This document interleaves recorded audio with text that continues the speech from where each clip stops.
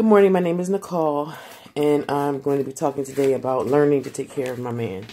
So when I was younger, I used to I used to watch TV a lot, and I used to always see these different, the ideas like the Cosby Show, and I used to watch A Different World, and so many other shows like Roseanne, and just, I don't know, I can't even get into the names of the shows, but there was this idea at the time that, you didn't need to take care of your man. You know, I remember going to a family event and somebody said to my mom, they were like, girl, you better get him a plate.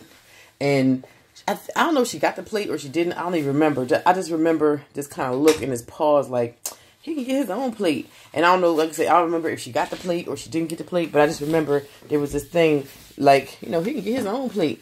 And I remember thinking, because of all the different things in the world at the time, you know, the feminism movement was just like kind of coming to actually, was coming together. Like people were actually out working, you know, you're talking about the fact that I don't need a man to open a door for me and all this other stuff.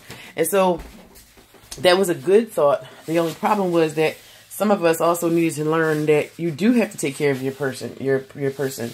I, married a man who doesn't mind, you know, taking care of me or doing, cooking for me or cleaning up behind me, or when I'm sick, you know, making sure that my needs are met, or even when I'm just like regular, like making a lunch and making it like really special and doing those things for me. When he cooks, he cooks better than I do or ever will.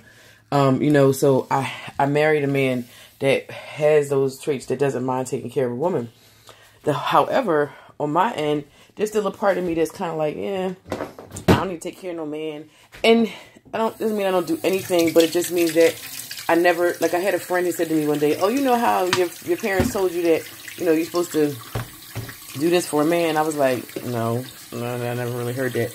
I saw them do some things for men, but it was kind of this thing of this rebellion of, well, he can do his own thing, or I don't have to do this. And there's something lost in that idea. You should be able to take care of each other. It shouldn't be one-sided. I agree with the idea that, you know, men shouldn't be the center of your world, obviously.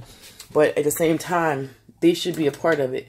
Your mate should be a part of, should feel like they're center of your world, and you should feel the same way with them.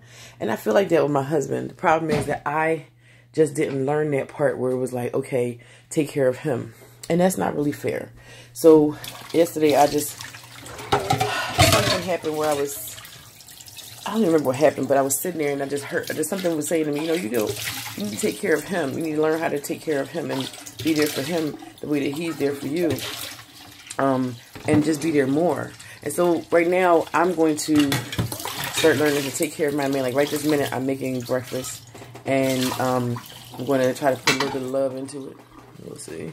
I'm making ham and grits. And so, you know, just want to share this with you because sometimes we all have old ideas and old thoughts that we need to get rid of. And in order to do that, you have to kind of break what you learned from the past.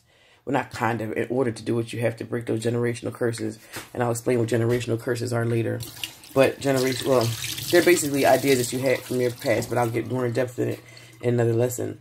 So, just want to share this with somebody. I hope this helps you on your journey to becoming a better person and your journey to success, because I know for me, I don't want to, oh, that's what happened. I was looking at this, watching this video, and I saw this, it was a show where a guy, the marriage was breaking up, and it was like after the kids had gone and everything, and it just, something inside of me said, that's going to be me. If I don't get this together, I'm talking about I don't get it together. My husband doesn't mind taking care of me, but I have a problem taking care of him. So I have to learn how to be more of that doting wife, or like taking care of him or doing nice things for him, because he's not that guy that's taking advantage of that. Sometimes a little bit, because he's still a man, you know, they like to be like, oh, I'm sick, I don't feel good. But I need to learn how to be a little bit more, I don't want to say womanly, but a little more caring and a little more, I don't know, just take care of my man, okay?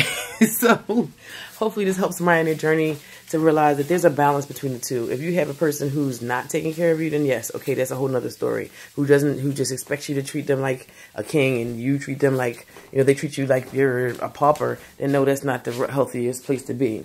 But maybe God is telling you to do that so that they can learn something. I don't know. You got to follow the journey that God is taking you on.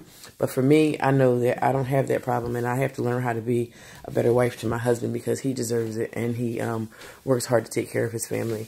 So hopefully this helps somebody on their journey today, and hopefully you are living your legacy. Bye.